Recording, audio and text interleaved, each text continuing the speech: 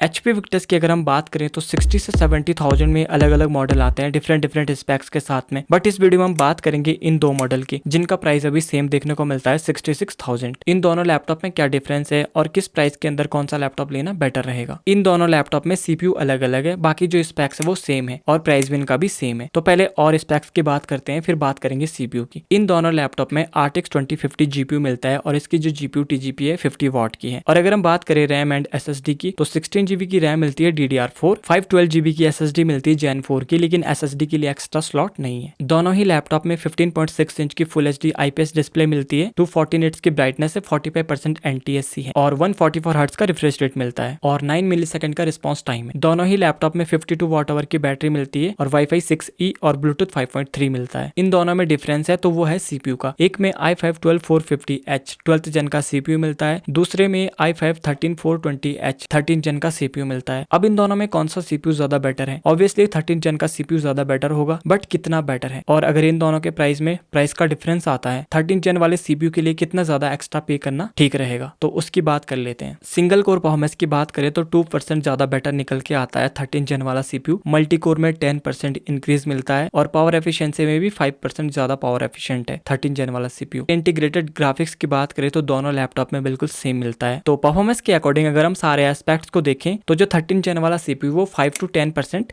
Better निकल के आता है i5-12450H से। तो CPU के अकॉर्डिंग 13th जन वाला बेटर है और बाकी और स्पेक्स तो इन दोनों लैपटॉप में सेम मिलती है। तो ऑब्वियसली 13th जन वाला जो मॉडल है वो ज्यादा बेटर निकल के आता है, बट इन दोनों का जो भी प्राइस है वो बिल्कुल सेम मिलता है। तो इन दोनों लैपटॉप में प्राइस का डिफरेंस ऐसे ही नहीं रहने वाला है। ऑब्वियसली 12th जन का थोड़ा सा कम रहेगा और 13th जन का प्राइस थोड़ा सा ज्यादा रहेगा। बट देखना ये है फ्यूचर में जब इनका प्राइस चेंज होगा तो 13th जन वाले के लिए कितना ज्यादा एक्स्ट्रा पे करना ठीक रहेगा 12th जन के कंपेरिजन में। मान के चलो अगर आपको 12th जन का लैपटॉप है 60,000 में मिल रहा है और जो 13th जन वाला लैपटॉप है वो 65,000 में मिल रहा है, तो क्या 5,000 एक्स्ट्रा पे करना वर्थ रहेगा 13th जन वाले लैपटॉप के लिए? बाकी सारी स्पेक्स सेम देखने को मिलती हैं। तो मेरे अकॉर्डिंग तो इसका आंसर है नहीं। अगर 2 से 3,000 का डिफरेंस रहता है दोनों लैपटॉप में तो आप 3,000 इस 13th जन वाले के लिए एक्स्ट्रा पे कर सकते हैं तो ठीक रहेगा, बट 3,000 के ऊपर अगर आप जाते हैं तो वर्थ नहीं रहेगा मेरे अकॉर्डिंग। तो अगर आपको 5,000 का डिफरेंस मिलता है तो बेटर चॉइस रहेगी कि आप 12th जन वाला लैपटॉप बाई कर लें, क्योंकि CPU में बहुत ही ज्यादा जो है वो परफॉर्मेंस में इंक्रीज नहीं मिलता है। तो 5 to 10% का इंक्रीज मिलता है ऑल ओवर। अगर देखें स्पेक्स भी दोनों लैपटॉप की सेम मिलती है तो 3,000 तक आप एक्स्ट्रा पे कर सकते हैं 13th जन वाले के लिए, बट अगर 3,000 से ज्यादा का डिफरेंस मिलता है 13th जन वाले में